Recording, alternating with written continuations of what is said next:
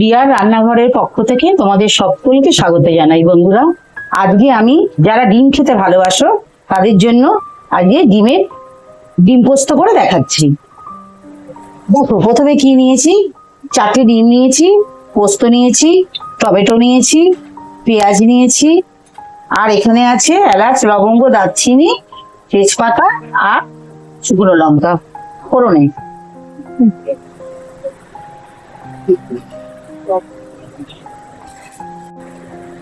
কড়াইতে তেল দিয়ে দিলাম।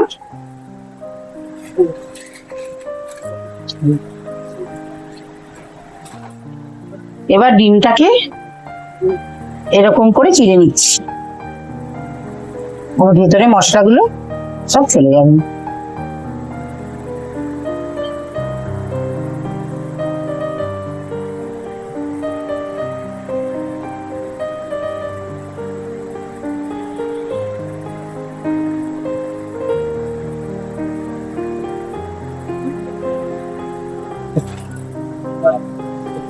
এবার সামান্য হলুদ দিয়ে দিচ্ছি আর একটু নুন দিয়ে দিলাম।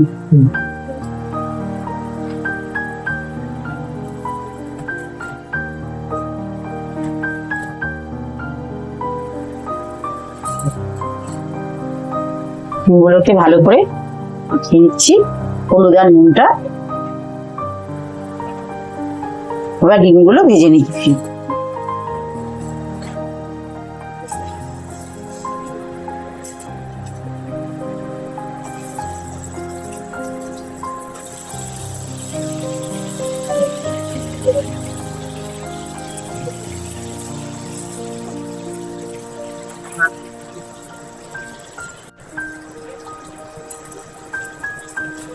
ডিমটা ভাজা হয়ে গেছে, এবার ডিমটা তুলে নিচ্ছি।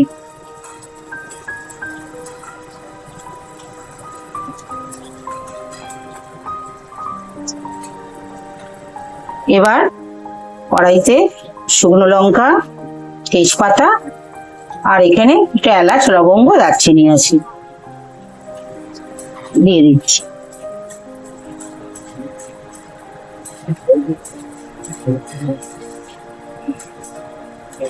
দেখো এবার পেঁয়াজ দিয়ে দিলাম।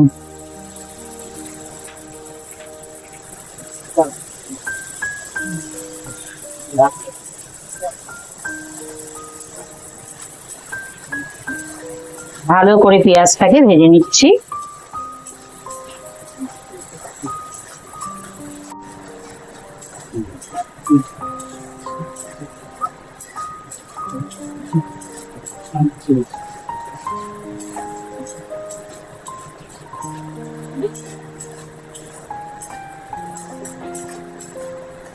ভালো করে ভেজে নিচ্ছি। এবার টমেটো কুচিটা দিয়ে দেবো।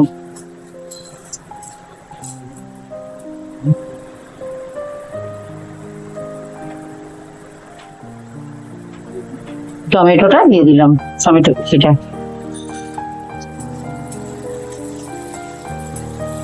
টমেটো পেঁয়াজ একসাথে ভালো করে ভেজে নিচ্ছি। একটু লঙ্কার গুঁড়ো দিয়ে দিলাম, নুন দিলাম পরিমাণ মতো, সামান্য একটু চিনি দিয়ে দিলাম ব্যালেন্সের জন্য,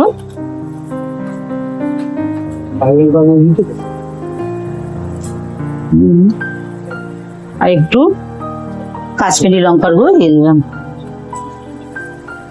আর ভালো করে মশলাটাকে কষিয়ে নিচ্ছি। চিনি, নুন, মিষ্টি তোমাদের স্বাদ অনুযায়ী তোমরা দিয়ে নেবে।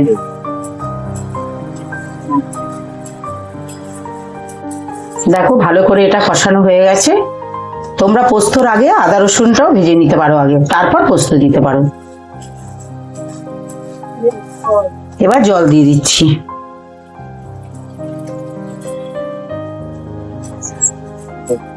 বেশি তো হবে না, একটু ঝোল থাকবে, একটু গামাখা টাইপের হবে। এবার ঢাকা দিয়ে দিচ্ছি।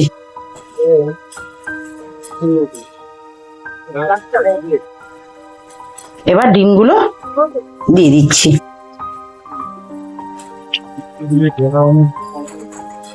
ডিমগুলো দিয়ে একটু ফোটাই। এবার একটু ধনেপাতা কুচি দিয়ে দেবো।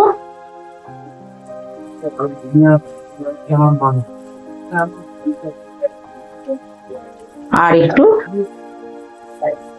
গরম মশলার গুঁড়ো দিয়ে দিচ্ছি।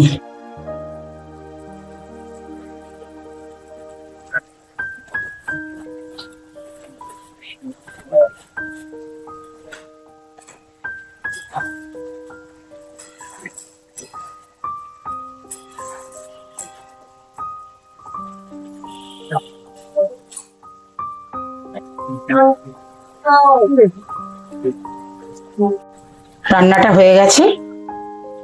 রেসিপিটা একবার বাড়িতে বানিয়ে খেও, দারুণ লাগবে, খুবই ভালো লাগবে, খেয়ে দেখো। ডিম পোস্ত রেসিপি তৈরি হয়ে গেছে। তোমরা বাড়িতে একবার বানিয়ে খেও, দারুণ লাগবে। অতি অবশ্যই বাড়িতে বানাবে ডিম পোস্ত রেসিপিটা। যদি তোমাদের রেসিপিটা ভালো লাগে, লাইক, শেয়ার, কমেন্ট আর সাবস্ক্রাইব করতে ভুলো না নতুন নতুন রেসিপি পেতে। আর কমেন্ট করো, নাহলে বুঝতে পারছি না ভালো না মন্দ, কিছু একটু কমেন্ট করে জানিয়ে। টাটা। তোমরা ভালো থেকো, সুস্থ থেকো। টাটা বন্ধুরা।